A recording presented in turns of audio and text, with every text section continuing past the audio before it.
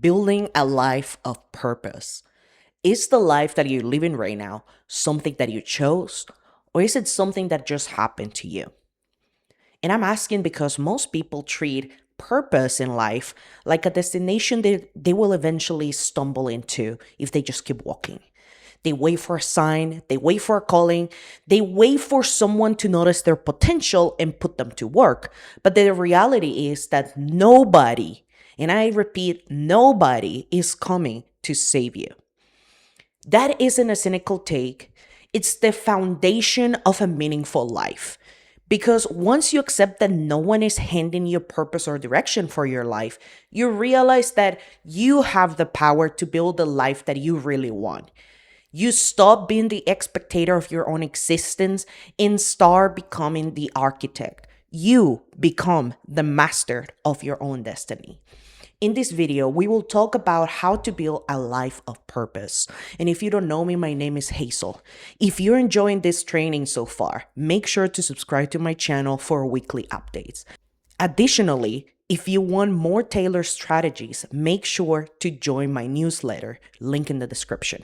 Most of us think that to build the life that we want, we first need direction. We keep repeating the question, what is my purpose? What direction should I take? And you feel stuck, convinced that if you just had more clarity, you could finally move. Take your first step. I don't believe that you're genuinely confused. I believe that deep down, you already know what actions you should take to achieve your goals and build a life that you really dream of. You already know which direction or calling or which version of yourself it's out there. The real issue is that you have not committed to go and get it. And instead of taking that first uncertain step, yet the first step towards the direction that you really want for your life, you stay in the sidelines. You're busy but unfulfilled, active but not alive. And this is the central trap. Your mind is focused on the problem, the lack of clarity, the obstacles, the fear of failure. A mind focused on the problem is structurally blocked from finding the solution. This isn't just a motivational philosophy. This is how your brain works. Your mind uses pattern recognition to find what you're focused on. Focus on what you can start, and you will see only obstacles. But if you focus only, or I rather say, if you focus even on a vague goal, even on a slight dream, your mind will instantly start picking up ideas, conversations. You will start noticing information that will move you towards that goal.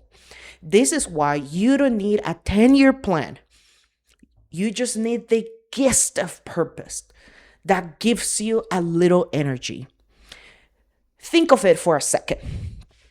Or rather, approach it like a personal experiment, a low-stakes venture done purely for your own curiosity or pleasure. Start with the smallest, most enjoyable thing that points in the direction of the life that you want. It could be picking up a new book or starting a conversation with a person in the field that you're interested in. Or it could be a 30-minute focused work session. By removing the pressure of a massive, extremely validating goal, you remove the restraints of your mind. The objective here is not to succeed publicly, but rather to start small, to let go of yourself and allow yourself to gain momentum. And when you do so, your mind is free to play and find a path, turning a vague idea into a meaningful next step. So, if you want a meaningful life, you must stop focusing on the obstacles ahead of you. Start focusing, even faintly, on where you want to go. As Derek Silvers put it plainly, your attention is your life. Where your attention goes, your life goes. The true enemy of a meaningful life isn't the lack of purpose. It's where you're pointing your mind. Standing still is not safe. it's decline. Movement is life. Here's something that most people don't understand about staying stuck.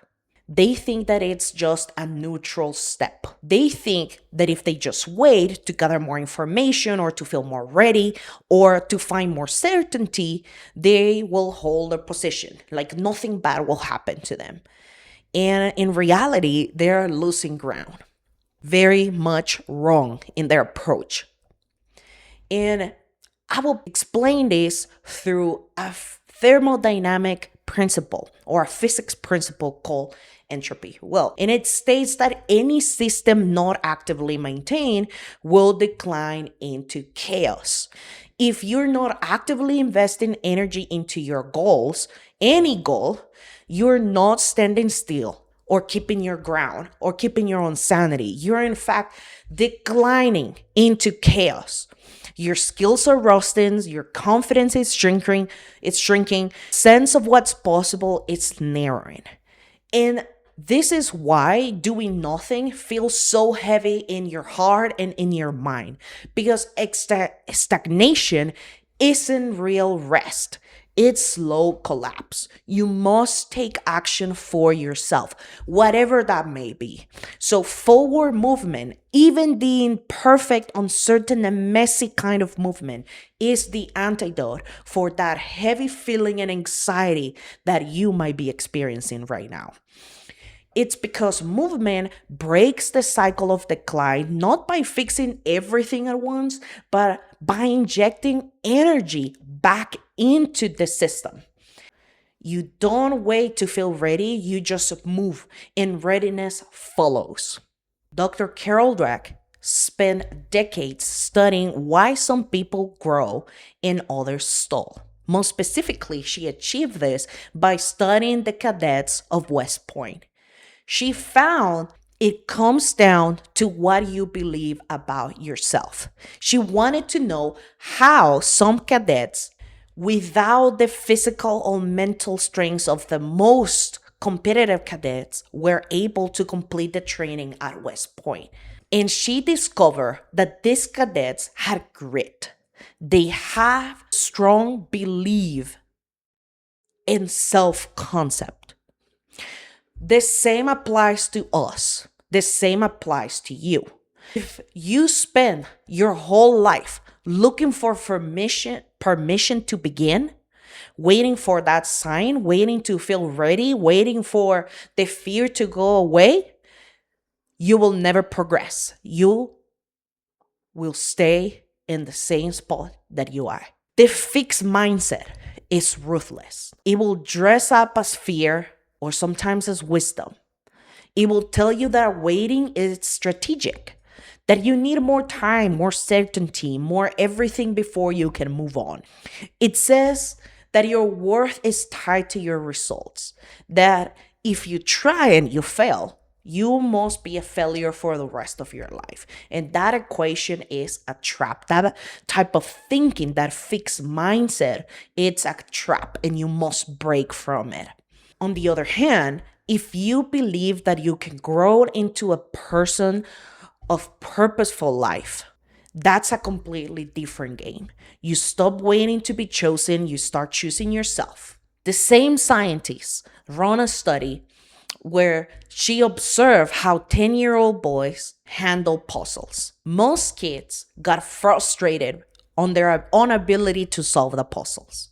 So what this scientist did was to pull some of the kids that felt frustrated and taught them to love the challenge. In the next part of the experiment, she asked the kids to go back and give it one more shot.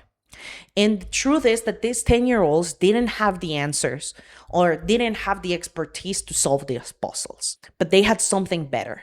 They had a growth mindset. They believed that struggle was the point and not the problem. The effort wasn't evidence of weakness, it was the path. So, here's the mental shift that I'm challenging you to achieve. Stop asking, what is my purpose? Instead, start asking the questions, who am I willing to become? The question puts you in motion. You become because you embrace the challenge.